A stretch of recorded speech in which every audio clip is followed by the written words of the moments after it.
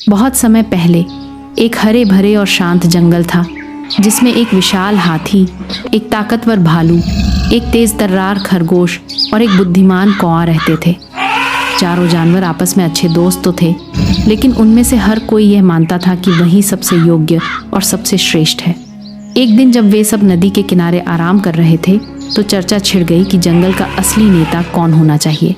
हाथी ने घमंड से कहा, मेरी ताकत सबसे ज़्यादा है, मैं एक ही झटके में पेड़ उखाड़ सकता हूँ, इसलिए नेता तो मुझे ही होना चाहिए। भालू ने उसकी बात काटी और बोला, ताकत सिर्फ पेड़ उखाड़ने से साबित नहीं होती। मेरे पंजों और दांतों की बराबरी कोई नहीं कर सकता। मैं शेर से भी भिड़ सकता हूँ। असली नेता तो मुझे बनना चाहिए। खरगोश हंसते हुए बोला, ताकत ही सब कुछ नहीं होती। कभी कभी चालाक दिमाग बड़ी मुश्किलों को हल करता है।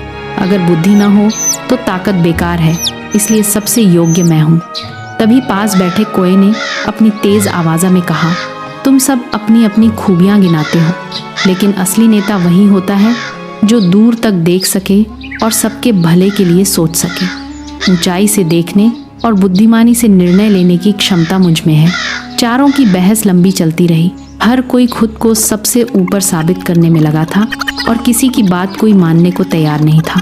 तभी अचानक जंगल में हलचल मच गई। शिकारी दल जंगल में घुस आया था। उन्होंने जाल बिछा दिए और छोटे छोटे जानवरों को पकड़ना शुरू कर दिया। हिरण, बंदर, लोमड़ी और पक्षी सब घबराकर इधर उधर भागने लगे।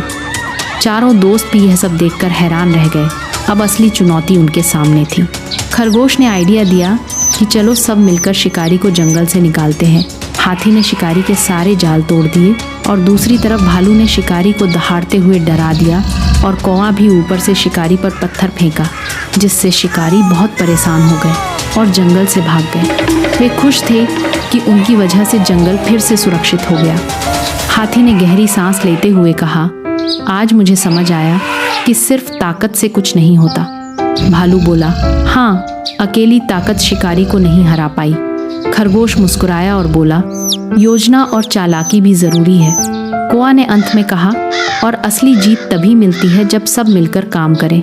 उस दिन से जंगल के सारे जानवर मान गए कि असली नेता कोई एक नहीं होता, बल्कि सच्चा नेतृत्व तब आता है जब हर कोई अपनी अपनी खूबियों को मिलाकर दूसरों की भलाई के लिए काम करे।